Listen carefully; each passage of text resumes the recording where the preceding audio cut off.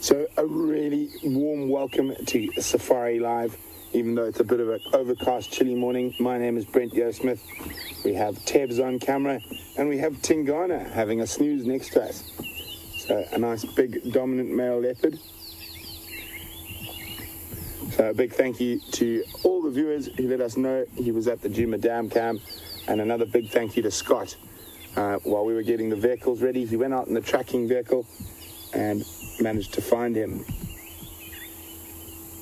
Hopefully he's not going to be snoozing the whole morning. And there we can see, oh, tired kitty. So just a reminder to any new viewers out there that you're seeing this male leopard at the same time as I am. This is Safari Live, so we are live on an African safari, and we're sitting with probably the most elusive and beautiful of Africa's big five, a large male leopard. And he's snoozing about 5 meters from the vehicle. So what a great way to start the safari with the male leopard. And I know quite a few of you are probably wondering, don't worry, I'm okay after my encounter with the Inyala yesterday. Just a little bit bruised and a few little cuts and stuff from the glass, but we'll discuss that a little bit later. Let's focus on what we've got right in front of us.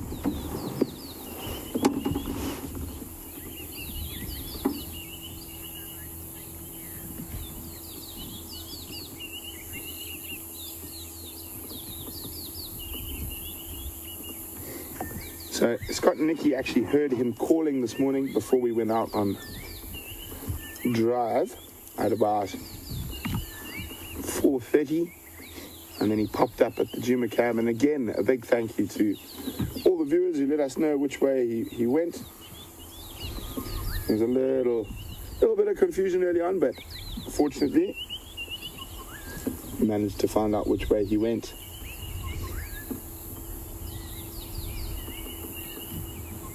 I'm hoping a nice cool morning. We don't know how far he's walked over the night that he's going to start moving again. Oh, what did you hear? I think it's incredible that even at this time in the morning, the flies are already out.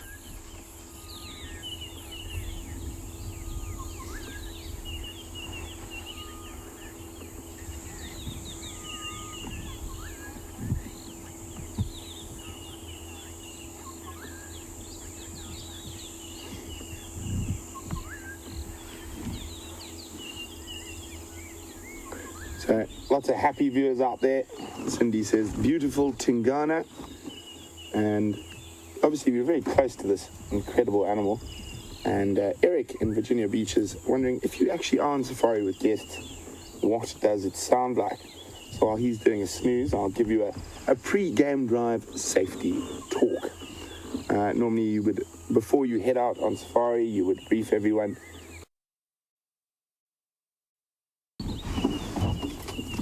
The hyena hasn't seen the leopard, he can smell it.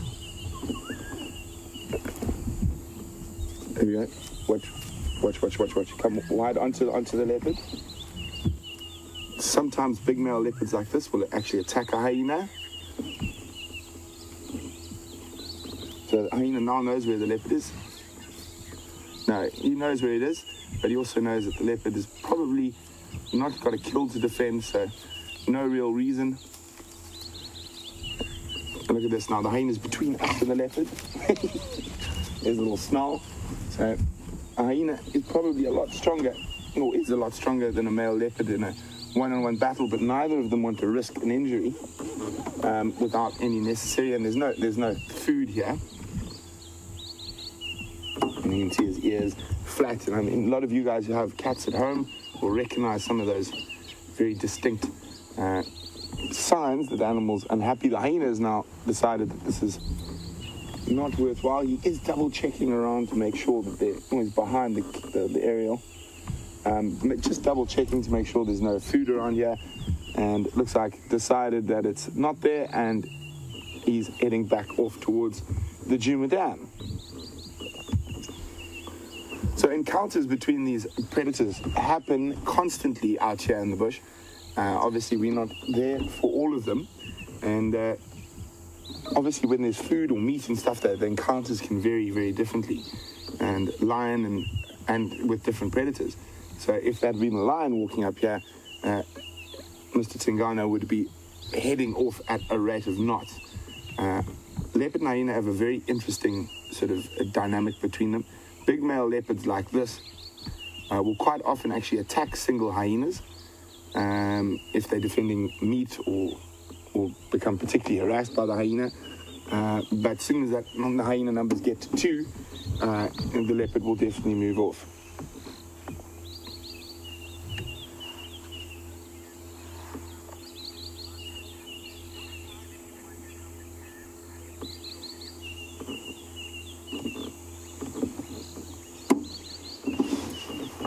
A very, very spotty welcome to Wendy from New York as we sit with Tingana. Wendy would like to know, how far is he from the Juma Dam cam? He's just looking back there. The hyena's not there anymore. I'm just double checking. But he's probably about 1 kilometer now to the east of the dam.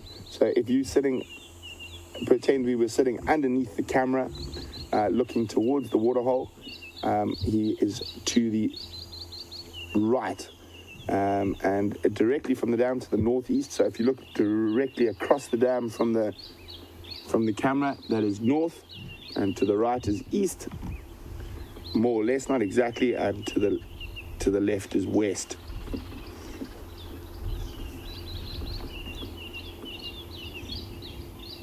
I was hoping that the hyena might inspire some movement, but it looks like he's happy to snooze for a bit longer.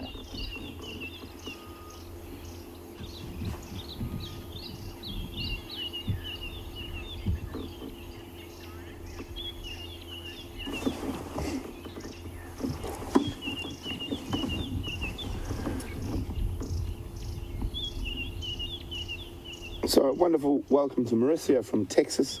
Marissa would like to know, is Tingana in the middle of Mvula's territory? Well, Marissa, I think we can quite safely say that this is now Tingana's territory, no longer Mvula's territory. But yes, it is what is traditionally considered to be part of the core area of Mvula's territory. But over the last 4 or 5 months, Mvula has been pushed further and further to the east. Tingana now often ventures into Buffelshoek and Torchwood, and Mvula has been pushed even further to the east, and he is getting quite old now, and you can see, I saw some pictures posted by Nkoro. He is looking like he is losing quite a bit of condition. And as sad as that is for a lot of you who like the leopard Mvula, that is natural behavior, and it is bound to happen. He was 12 or 13 years old, and Mvula is not a particularly big leopard. So he was born in 2005, so 11 years old. And he's not a particularly big leopard. Physically quite a bit smaller than Tingana, and Tingana, he's a really impressive specimen, is smaller than the Anderson male. And one of the reasons Tingana has pushed into this, what is traditionally Mvula's territory, is because he's been pushed by the monster Anderson male.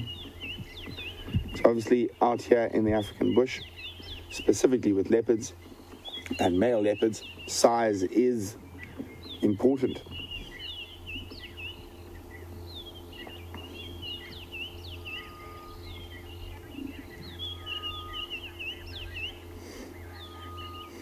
So while Tingana catches a snooze, let's go from some spots to stripes with Jamie.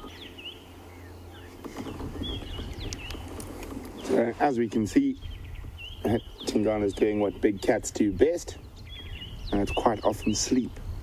And leopards will sleep for an average of between 16 and 18 hours a day, sometimes a bit longer. Obviously sometimes a bit shorter, but if you average it out. So we don't know how far he's walked. As I said, he could have come from miles away.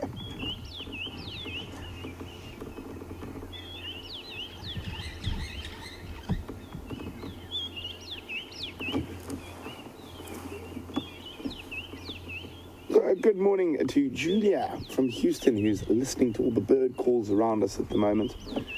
I'm going to just keep quiet for a second so everyone can hear them.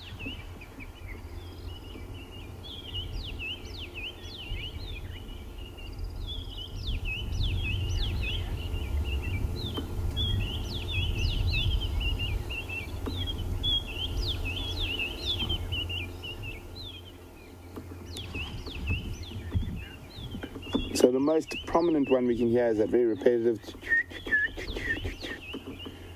down towards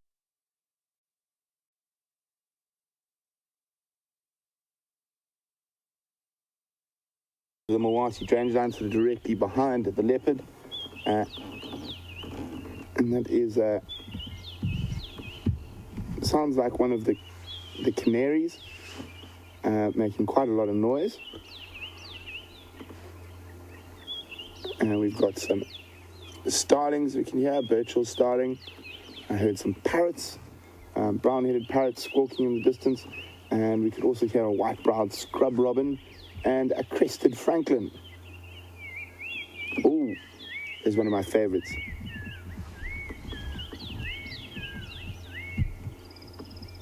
Very beautiful chortling sound is a black-crowned chagra. Definitely one of the prettiest calls in the bush.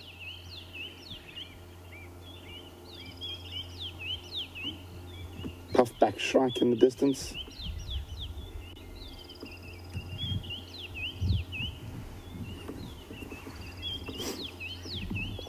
So it's been really fascinating since I started in terms of cats and territories, and we've had two major sort of upheavals, one with the lion, one with the leopard, and obviously the Birmingham boys ousting the Matimba males, which was a lot more sort of visible and we could hear it a lot more, that whole interaction. And the Matimbas are now stationed on the Sand River to the south of us, and the Birminghams are well set in the northern Sabi Sands. The other, which was a little bit more subtle, was the pushing of Mvula by Tingana, and they were seen together a couple of times by the Juma guides. And quite often with male leopards, it's less about fighting and more about posturing. They'll be very close to each other, sometimes 5 meters, and a lot of growling, snarling, and calling and scent marking while walking opposite each other. And with a lot of these animals, they know that a fight could prove to become a major injury. So a lot of posturing is sort of better than actually actually fighting. Not to say that they don't, but in my experience, what I've seen is that the female leopards seem far quicker to fight for territory than male leopards, and they do get that incredible sort of almost foaming at the mouth when they encounter an invader or another member of the same sex in their territory.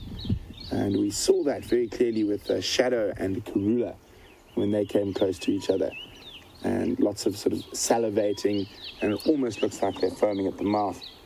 And there we go. You can see that lovely white underbelly, slightly softer than the rest of the fur, and even though that is probably the fluffiest part of a leopard, the hair is still quite coarse.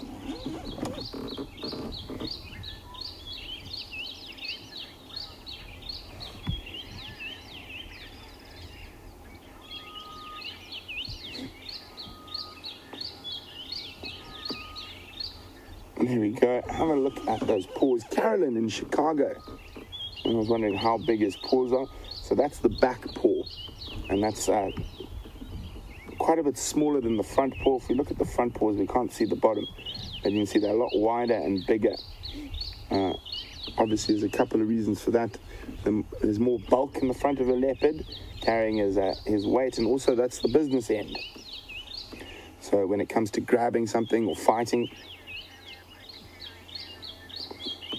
So we'll be back discussing Tingana's paws, but off to another spotted animal. Got here, and it's calling.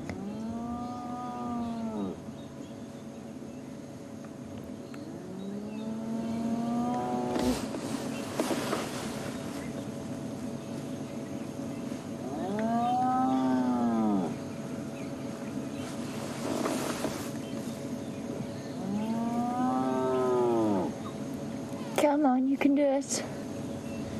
You can do a nice loud one for us.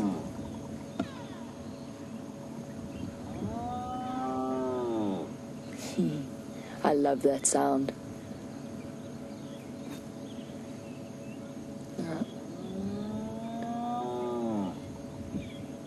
Actually almost sounds like a cow, the way this one's calling. So these low contact calls sound quiet to us, but to hyenas, they'll be able to hear that a couple of kilometers away. I'm waiting to see if this one does the loudest call it can.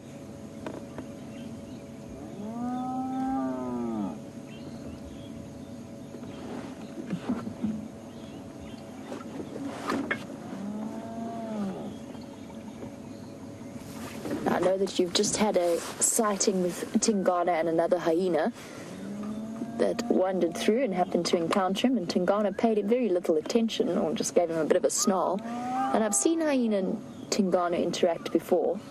Brian, you were wondering if a hyena is really stronger than a male leopard, and yes, for the most part. Maybe a small sub-adult hyena or a small male might not be, but even a hyena of this size is close to Tingana's size and weight. Although I think it would be a fairly interesting fight. Tingana is one of the biggest male leopards out here. But for the most part, these carnivores tend to follow quite a strict hierarchy. And within that, the leopards seem to automatically, not necessarily all the time, but quite often, will assume a slightly subservient role to avoid being injured. It just takes one bite of those hyenas to break or damage a paw or a leg, which in turn compromises that leopard. What's up, hyena? You trying to call for the rest of your clan? Not getting any answers that I can hear. Now, we've seen and heard of leopards fighting hyenas before. I know that you had a sighting with Kunuma where he tried to chase a hyena away and then very quickly thought twice. Well, Kunuma's not fully grown. And I've even heard of stories of female leopards shooting down, grabbing their kill away from hyenas and then dashing back up a tree. So although they won't necessarily fight one-on-one, leopards are a little bit faster, a bit more agile. So it's difficult to necessarily say a hyena beats a leopard every time.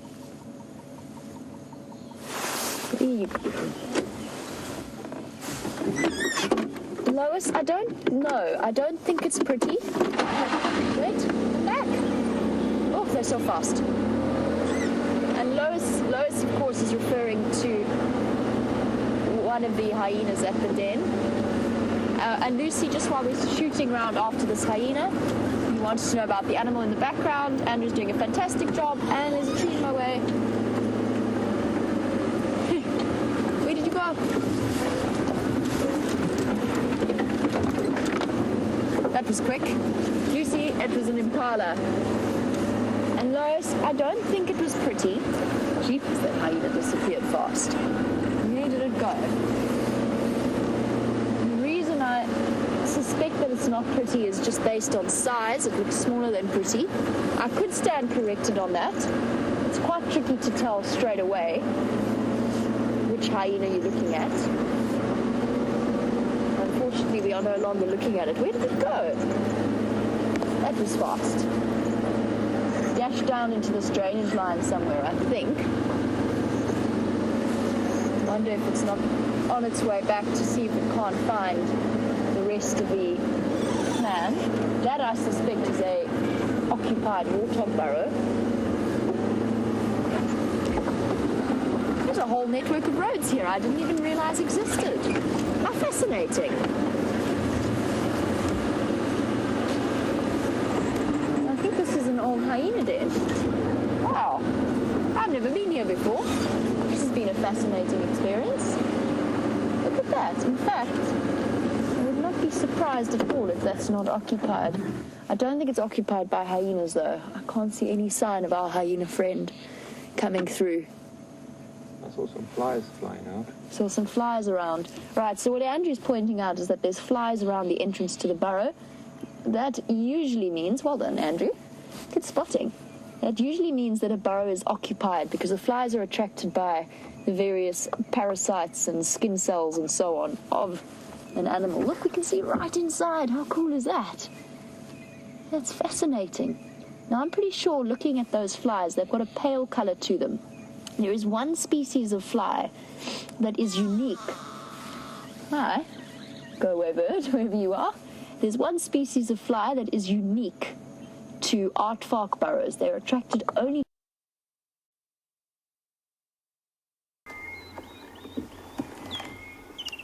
So we're still with the big boy, and you can see he's now gone even more flat than he was. And we're discussing his paws and the size of his paws. So the front paws on most animals are much bigger. Obviously, more weight around the shoulders and the head, so it's got to carry a bit more weight. Also, that's sort of the business end when it comes to hunting and fighting. Leopards will use their back claws as well, but that's more for climbing and occasionally in fighting if they get on top of another leopard or on top of a possible prey. But a big male leopard's track, if we have a look, my hand here is probably around that sort of size compared to a male lion, which would be almost the same size as my hand. So a male leopard sort of the size of the palm of my hand, where there's a male lion almost the whole size of my hand. So Mr. Tingana not doing too much at all, and what we will hope is that he does get moving. If he doesn't, I'm just going to sit here till Aubrey or Tax or one of the other game drives come, and they can sit with him while he's sleeping. We might go have a look what else we can find, and then come back if he starts moving.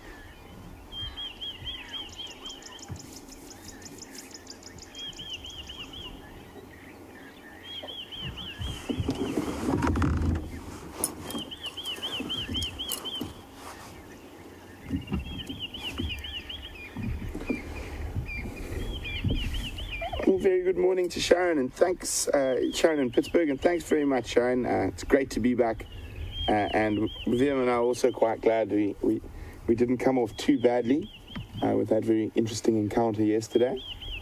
And Sharon would like to know, do all big cats have yellow eyes? Have I ever seen any variations? Well, Sharon, with leopards I've seen green eyes. It's actually not that uncommon in leopards. And different shades of yellow and gold, but leopards sometimes do have green eyes. When lion and leopard cubs are young, very young, they have blue eyes, and their eyes change as they get older. So it looks like he's relatively well fed, and I'm not sure when the last time he was seen.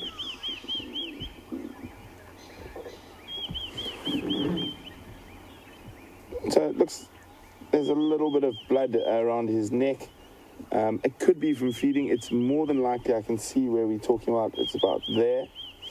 For me, that looks like he scratched a tick and it's popped. Yeah, so there we go. You see it's slight pinkish tinge. You can actually see exactly where the tick was. And what happened is he scratched that tick with his back leg. Probably one of those big fat grey ones, and it's popped during the scratching, and that's what spread that blood around his neck there. So even though a leopard looks like a very sort of parasite-free and clean animal, they are covered in little ectoparasites, ticks and fleas, and as well as some other nastier ones, flukes and whatnot. And you can see those wonderful rosettes. Good morning, mobile station. Oh, there we go. There's Tax. Good morning, Tax. We've got Tingana on Central Road, just to the east of the concrete crossing or giraffe crossing. Okay. Copy that. Thanks very much. I'm very interested for that. How many more there? Just me, make you right. Okay, copy that. Thanks. So, looks like he's going to continue snoozing. So we'll wait for Tax to get here. Oh, look at that. His little tongue sticking out there while he snoozes. And have a look at the nose there. So even though from a distance it looks quite pink, but so quite black, it is a little bit pink. And sometimes the color of the nose is used to age animals. And it's sometimes not the most reliable indicator, because some adults still have pink noses. As you can see here, he's got quite a pink nose. And then down to you can see there's a tick on his bottom jaw there, and there's a few down to the right below his mouth. Looks like an extra spot almost, sort of directly opposite the fly. That little fly species there is the bane of our lives here, and it is called a stable fly. Very common around livestock as well, but it's the little biting fly that bites us as well as the wild animals we view, and that's what causes the tatty ears and quite some discomfort, especially in the heat. Little stable flies. They look very similar to a house fly. They are a bit smaller, and obviously they feed on blood.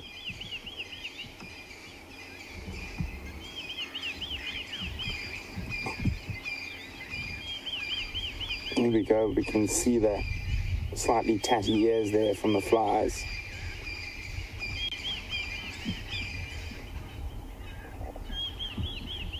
Oh, look at that stable fly. Has gone right into where he's popped that tick.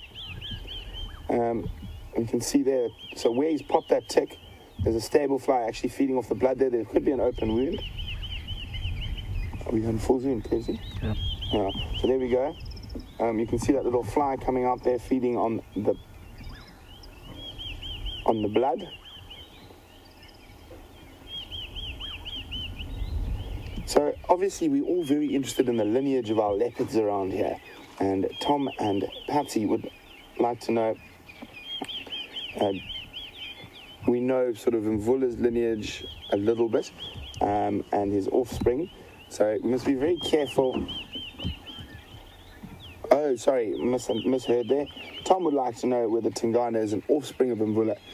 He's not at all. Mvula comes from the southern Sabi Sands, around the Sand River and Sabi River, and he moved up into this area a few years ago. Tingana, no one's sure where he came from. Tingana means the shy one. He's not so shy anymore.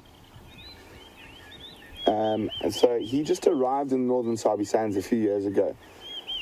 My guess, and this is pure speculation, is that he comes from a property called Ottawa,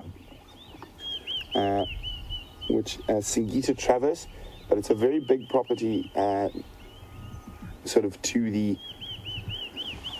west of sort of Elephant Plains, Arathusa, Sibambili, that area, and it's got very, very few roads, and it is quite a thick property inundated with drainage lines, so there are quite a few unrelaxed leopards in that area. I used to drive around there a few years ago, so sometimes when you get unrelaxed leopards, he could have possibly come from there, or he could have come from the Kruger. So when he first arrived in this area, he was not that habituated to vehicles. As you can see, that is a completely different story now. So if you do drive respectfully and calmly around these animals, as you can see, they become very relaxed in our presence.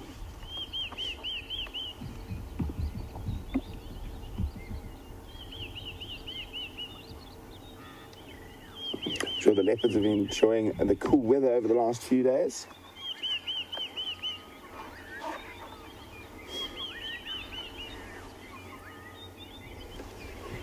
Sharon Stewart is wondering what Tingana's distinguishing feature is. If we have a look on the top set of whiskers there, if we go in, you can see there above that sort of last line of whiskers, there's what we call a spot pattern. If I remember correctly, you can see there's 4 spots there, 2 almost together, and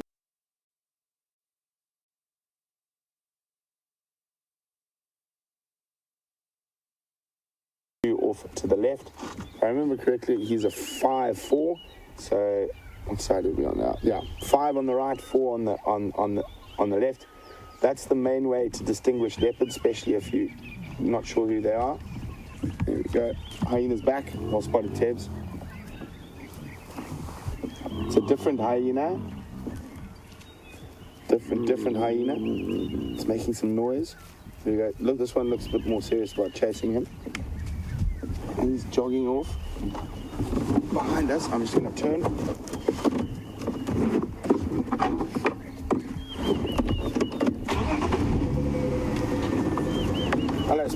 Hello, Howard. What are you up to? Chasing away our leopard. Now, can you still see the leopard's head? I've lost visual. Yeah, trouble. Naughty, naughty. So, coming to check if there's any food around. Has he landed up? Oh, there he is. Okay, we've still got the leopard. You heard me call the hyena Howard, and that's just a little joke. I've got a cardboard cutout of a hyena that we used on a film shoot. It's life size, so he's been nicknamed Howard. So all hyenas are Howard. There's Tax. So we're going to hang around here a bit because that hyena's here, causing a little bit of problems.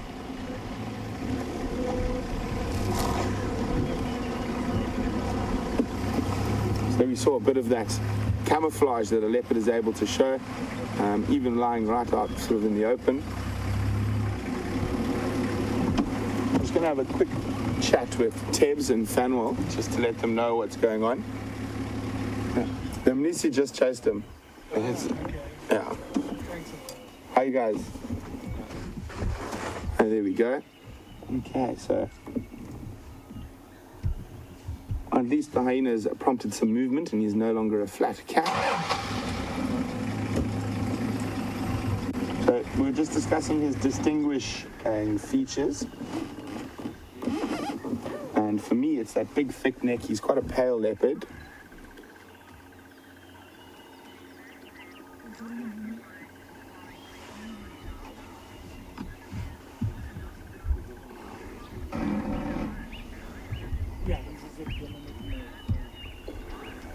Here we go. Look at that. So remember we saw that little spot of blood on his neck? And we saw him scratching there. That is, I'm almost 100% certain about how he got that blood on his neck, popping ticks by scratching. But we have very exciting fact here. We've got a new viewer called Tiara who lives in New York.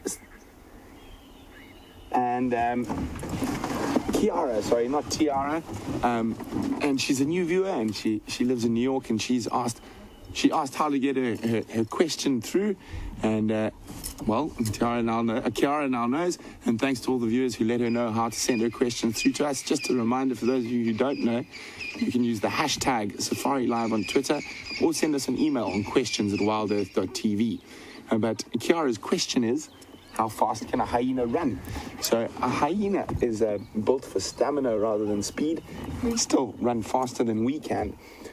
So they can probably get up to about 60 kilometers an hour, but the thing is they can maintain those speeds. Well, probably not 60 for too long, but they can maintain a speed of around 35, 40 kilometers an hour for up to sort of 5-6 kilometers. So they are incredibly well designed with that sloping back, designed for stamina rather than outright speed, and that huge strength in their upper body with that thick neck and well-developed sort of front leg muscles and shoulder muscles. And again, thanks to everyone for making Kiara warm and welcomed here on Safari Live, and hopefully you'll keep asking questions.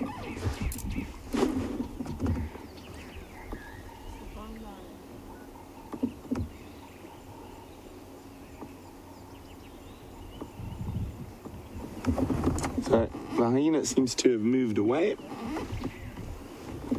Can't see it anymore, but that's the second hyena that's visited him this morning, and you saw how different the behavior between the two different hyenas was. How the one sort of stayed away when he growled and sort of ran off, and the other one, obviously maybe a more dominant female, was far more aggressive in her approach and even came up calling, and that moved, actually forced him to move. He didn't move very far, probably about 15 meters. But amazing how there's different characters in the different animals, and different animals will react differently when they come across each other.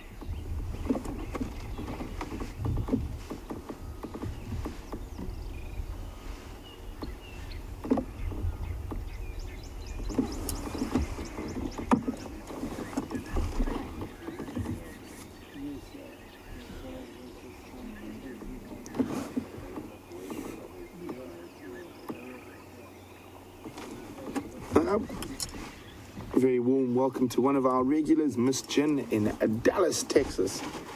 Miss Jin would like to know whether Mvula would put up a fight against Tingana or just move away. Well, I would say the fight's over, Miss Jin. Tingana has pretty much usurped Mvula from his territory, and Mvula probably will not want to get into a physical battle with Tingana. He's younger, he's bigger, and there's a strong possibility that he would take a serious beating from this leopard. So he has moved off rather. Obviously, we don't know what's happening further to the east of us. I know there are other male leopards that side. I'm going to ask Tax. Maybe Tax knows. He can travel further distances than I can. Are there other male leopards in Coral side? Just in Mvula at the moment. Okay. Thanks, Taxi. So there we go. At the moment, to the east, Mvula's got a little niche. There's no other male leopards currently in that area. There is one of, I know some of the viewers will know of him, one of Karula's offspring, Shavambalan, who is but further to the east in Kruger. So at the moment, Mvula seems to find a spot, but obviously as male leopards get older, their territories shrink as the younger males push in. And it gets to a stage once there's no sort of gap in the territories where they can hide. Oh, there comes a yawn. Oh. Not the biggest yawn. Well, there comes a stage where these once dominant male leopards become nomadic. And they basically try to sneak between the different male leopards, avoiding confrontation and just trying to survive. And it becomes quite a sad state to see. I mean, you see once magnificent male leopards looking quite mangy and not well at all. And I've seen them eating lion feces to survive. And unfortunately, as with most of the predators out here in the African bush, there's no real dignified end to life. You're normally scragged by something else and ripped apart. There we go. Up on the move as the first rays of the sun break through. And look at that. He's probably no less than 4 feet from me now. Or at least he's scent marking in that direction and not towards us. Isn't that beautiful?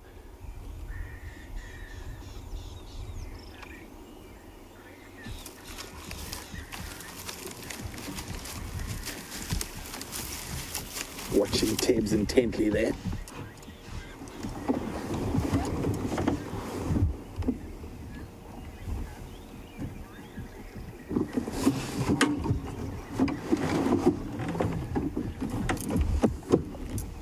So, Love 3 Dogs from Texas, who's become a regular viewer, said, why was Tingana calling like he was this morning?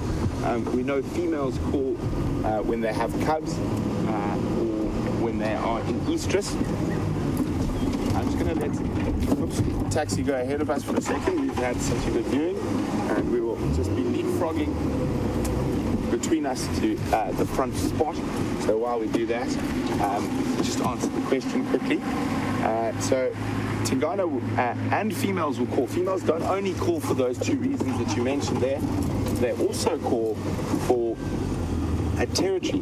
Most vocalizations that you hear from lions or leopards are not actually to call each other or whatnot. It's to discern territory. So him walking around going is to say all the other male leopards, hey, watch out, this is my spot now, and I'll give you a hiding if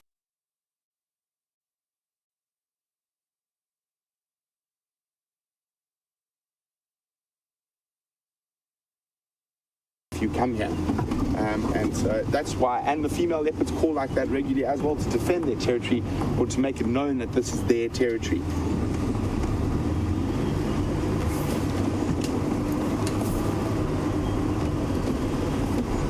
You can see him walking to the left of Tax's vehicle. off on patrol. Now this is a very similar route to what Mvula used to do regularly. And I remember just before I went on leave was the first time I actually tracked Tingana doing this whole route. And basically straight down Hippo Pools to Buffels Hook Dam, Nyala Road North, and then Central Road to the dam, and working in both directions. So really fascinating. Tingana has been seen crossing north into Buffels Hook, so further north of here. So, I mean, this whole northern section, we know there's that unrelaxed male leopard that is nicknamed Gajima by the guys in Buffels Hook. Gajima means the one who runs, and he doesn't like cars. I've only seen him once with Andrew, and he disappeared very quickly.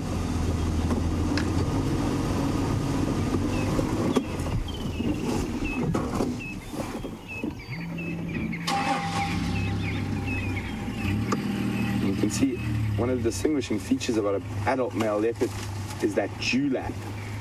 Oh, there we go. Scent marking with pre-orbital glands, and then a little spray of urine. That's quite a big one. And for those of you who are new, might not know, leopard urine has a really distinct smell. And for those of you who are avid movie goers, you go to the cinema at home, I'm quite sure as you prepare to book your movie, you like to go get some popcorn, and some of you might like buttered popcorn. And leopard urine smells almost exactly like buttered popcorn, so quite an interesting one. And you can actually smell where they've been.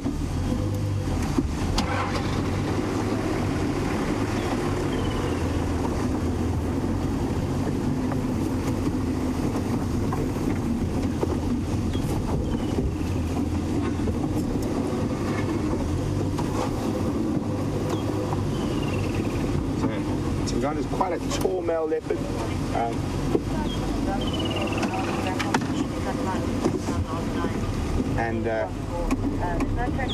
Just listening to Jamie there quickly, she's giving an update on the radio. And so as I was saying, so quite a tall male leopard, probably weighs around 80 kilograms, which is sort of, I think if my maths is correct, around 160, no, but more than that, 180 pounds or so. Text, go ahead again. So quite often what we do is we'll leapfrog between, giving everyone a chance to go in front to get a good view of the leopard. So there's an update from Jamie on the radio. She's tracking the wild dogs at the moment. It looks like they've crossed north into Buffels Hook.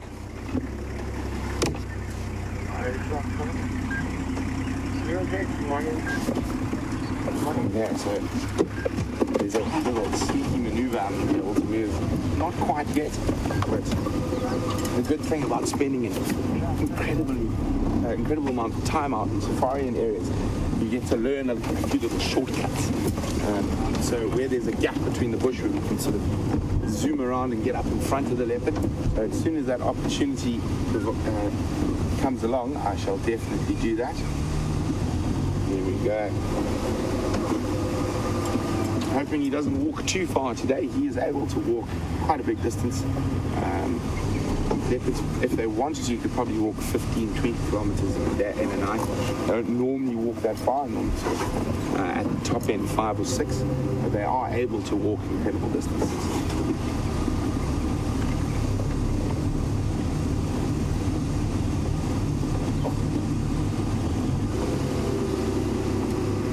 Terry in New York would like to know how far is Tingana from the Juma Lodges.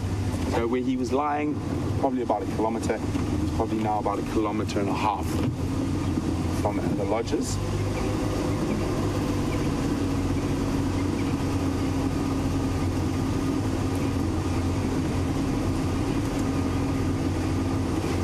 Nice that he's on the move.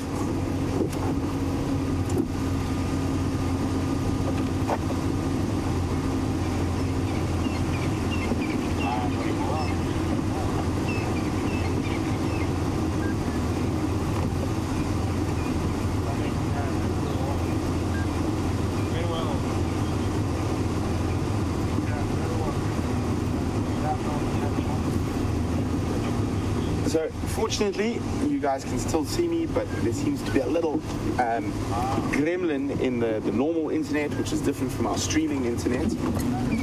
And unfortunately, so we're not going to be able to receive your questions at the moment. But don't worry, we have tech people on it already. Oh, he's seen something. He's off on the hunt. Just changed his behavior there slightly. He might have heard or seen something just off to the bush over here. So I'm going to sneak past him. See, he's down in a crouching position. Look how flat he's getting to the ground. There's an Inyala just behind him. Go up, Tibbs. There we go, you can just see the Inyala. Okay, we're not going to move now. We're going to sit tight right here. Hopefully this Inyala doesn't jump into the car.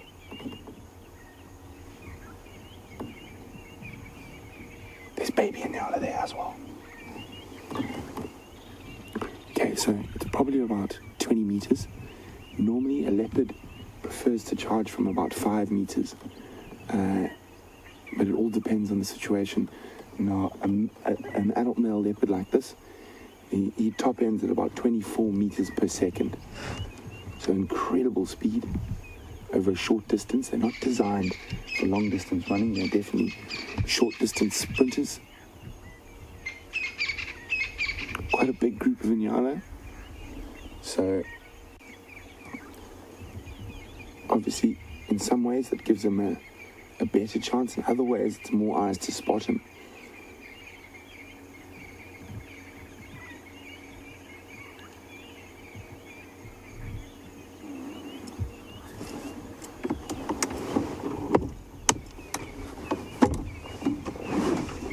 Is he wondering what that trick is? I'm getting my camera out just in case.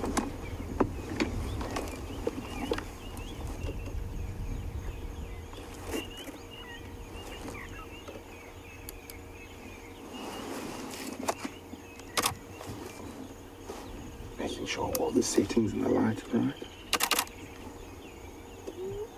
Oh, hyena calling in the distance. So the Inyala actually, look there, seem to be feeding almost towards us. See them there? So there he is, just waiting patiently.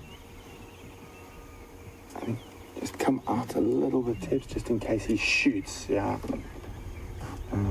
So the reason we're going to stay wide here is just in case he shoots off at a high speed, only 24 meters a second. Imagine trying to keep up with that with a camera. Thankfully, we've got awesome cameramen, Tibbs, VM, Andrew, and Brian, and Jean-Ray. So they are more than up to the task.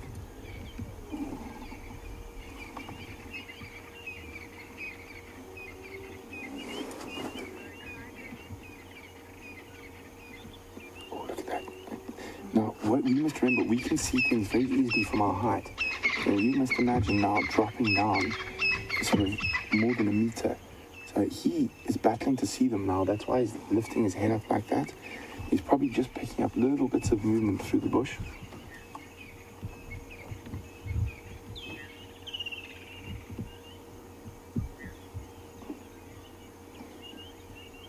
So then Inyala are from there all the way through to there.